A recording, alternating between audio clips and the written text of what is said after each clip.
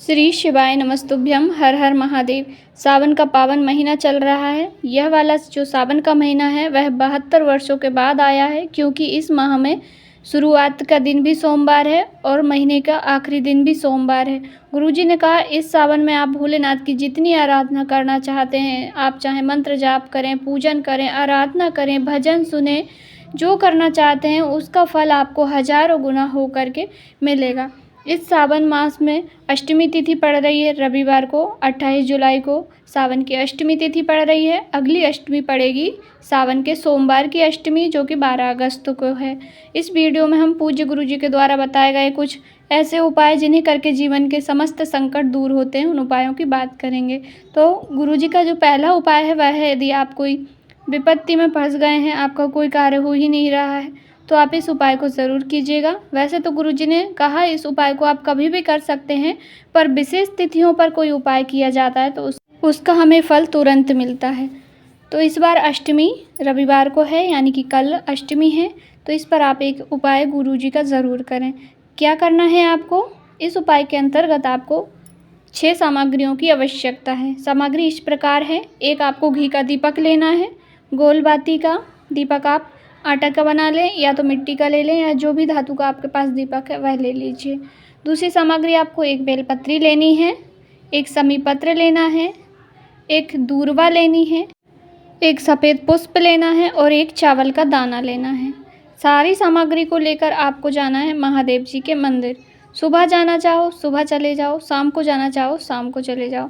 पर सुबह टाइम में यदि आप जल चढ़ाने जाते हैं तो काफ़ी अच्छी बात है, क्योंकि कई मंदिरों में शाम को जल नहीं चढ़ाने दिया जाता है।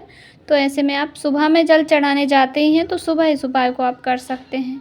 फिर आपको जब महादेव जी के मंदिर में पहुंच जाएं तो सबसे पहले आपको दीपक प्रज्वलित कर लेना है। दीपक प्रज्वलित करके रख दीजिए। उसके बाद आपके हाथ में जो 5 सामग्रियाँ हैं उनको आपको एक एक करके भोलेनाथ की शिवलिंग पर समर्पित करना है। पहले आप जो करना चाहते हैं, पहले आप बेलपत्री चढ़ाएंगे तो आपको श्री शिवाय नमस्तुभ्यम बोलना है। फिर आप समी पत्र चढ़ाएंगे तो आपको श्री शिवाय नमस्तुभ्यम बोलना है। उसके बाद आप सफ़ेद पुष्प चढ़ाएंगे, फिर आपको श्री शिवाय नमस्तुभ्यम बोलना है। दूर्वा चढ़ाएंगे तो श्री शिवाय नमस्तुभ्यम बोलना है। चावल का दाना चढ़ाएंगे तो श्री शिवाय नमस्तुभ्यम बोलना है। संपूर्ण सामग्री आप चढ़ाते समय श्री शिवाय नमस्तुभ्यम बोलिए। उसके बाद अपनी कामना कह दीजिए। जिस विपत्ति से आप बाहर निकलना चाहते हैं, बाबा आपका हाथ पकड़कर आपको ज़रूर बाहर निकाल लेंगे, ये निश्चिंता है। अवश्य ही करके देखिएगा। आप यदि अष्टमी पे चूक जाते हैं तो अगली अष्टमी पे कर लीजिएगा, या सावन के सोमवार को भी आप इस उपाय को कर सकते हैं। दूसरा उपाय रोग बीमारी के लिए है। यह उपाय गुरुजी ने नंदेश्वर शिव महापुराण की कथा में बताया था। गुरुजी ने कहा यदि किसी प्रकार की आपके शरीर में रोग बीमारी है तो आप इस उपाय को ज़रूर कीजिएगा। शरीर में जितनी भी बीमारियां हैं जिस प्रकार की है वह अवश्य ही दूर होगी। इस उपाय को करने के लिए आपको एक दूर्वा लेनी है और एक बेलपत्र लेनी है और एक लोटा जल लेना है। लेकर पहुंच जाना है महादेव जी के मंदिर। मंदिर जाकर आपको सबसे पहले क्या करना है? सबसे पहले आप एक दूर्वा अर्पित करेंगे। फिर आपको नंदेश्वर महादेव का नाम स्मरण करते हुए दूर्वा को अर्पित कर दीजिए। दूर्वा की डंडी जिस ओर जल बहकर जाता है जलाधारी की ओर होनी चाहिए। उसके बाद आप दूर्वा के ऊपर ही बेलपत्री समर्पित कर दीजिए। बेलपत्री की डंडी का मुख भी जिस तरफ जल बह के जाता है वैसे ही होना चाहिए। यदि आप अलग दिशा में बैठे हैं तो बेलपत्री की डंडी का मुख आपके विपरीत दिशा में होना चाहिए। उसके बाद आप एक लोटा जल धीरे धीरे से नंदेश्वर महादेव का स्मरण करते हुए समर्पित कर दीजिए। समर्पित करने के बाद थोड़ा सा जल आप प्राप्त कर लीजिए और उसे औषधि रूप में आप ग्रहण कर लीजिए। औषधि रूप में उसका आचमन कर लीजिए। बस इतना ही करना होता है। जिस प्रकार की शरीर में बीमारी होगी वह अवश्य ही दूर होगी। इस उपाय को भी आप अष्टमी तिथि पर भी कर सकते हैं।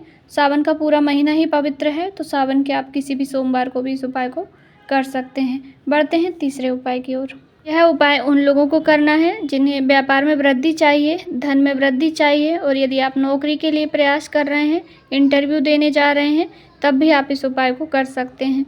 कुल मिलाकर सफलता प्राप्ति का यह उपाय है। इस उपाय के अंतर्गत आपको एक दूर्वा लेनी है और एक लोटा जल लेना है। महादेव की शिवलिंग पर आपको एक दूर्वा अर्पित करनी है। गुरुजी ने कहा ऐसा आपको लगातार 3 माह तक करना है। आप इसकी शुरुआत इस अष्टमी तिथि से कर सकते हैं। उसके बाद आप लगातार एक दूर्वा भोलेनाथ को अर्पित कीजिए। अपनी कामना कह दीजिए, जिस कामना से आप यह दूर्वा भोलेनाथ को समर्पित कर रहे हैं। दूर्वा जब आप समर्पित करें तो डंडी का भाग जलाधारी की ओर, जिस तरफ जल बह करके नीचे जाता है उस ओर होना चाहिए। बस यह उपाय आपको लगातार करना है। स्त्री है, रजोधर्म आ जाता है तो आपको बीच में उपाय रोक देना है, उसके बाद पुनः फिर से चालू कर सकते हैं। पुरुष हैं तो लगातार आप उपाय कीजिए, कोई दिक्कत नहीं। इससे आपका व्यापार भी बढ़ेगा। व्यापार के लिए किया है तो नौकरी के लिए किया है तो नौकरी मिलेगी। जिस कार्य के लिए करेंगे उसमें आपको सफलता प्राप्त होगी। करते हैं चौथे उपाय और अंतिम उपाय की ओर। यह उपाय तो आपको करना ही है। यह धन संपदा के लिए भी है। जिस कार्य के लिए आप करेंगे उसमें आपको सफलता मिलेगी, पर धन प्राप्ति का यह सबसे अच्छा उपाय है और भोलेनाथ की कृपा प्राप्त करने का। गुरुजी ने 7 विशेष तिथियों में दीप प्रज्वलित करने के बारे में बताया है। वे 7 तिथियां इस प्रकार हैं: पंचमी, अष्टमी, एकादशी, प्रदोष, अमावस्या, पूर्णिमा और शिवरात्रि।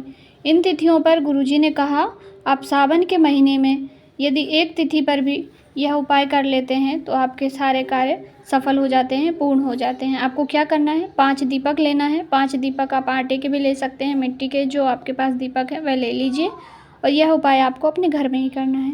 5 दीपकों में आपको लंबी बत्ती का प्रयोग करना है, चाहे तो गोल भी लगा सकते हैं। गुरुजी ने इस उपाय के अंतर्गत बस दीप प्रज्वलित करने का कहा है। तो आपको 5 दीपक को ले लेना है, गौ माता का घी भरना है और दीपों को अपने भगवान के सामने, जहाँ पर आप मंदिर में पूजन करते हैं आपके घर में, वहाँ पर पहले आप प्रज्वलित कर लीजिए। एक प्लेट में रख के आप प्रज्वलित कर लीजिए। उसके बाद एक दीपक आपको भगवान के मंदिर में ही रखा रहने देना है। बाकी 4 दीपक आपको अपने मुख्य द्वार पर, जहाँ आप दिवाली में हम दीप लगाते हैं उस प्रकार से आपको दरवाजे के दोनों ओर 2-2 दीपक रख दीजिए। चाहे तो आप एक साथ चारों दीपक भी रख सकते हैं, यदि आपके पास जगह ऐसी है कि आप एक ही तरफ दीप लगा सकते हैं तो।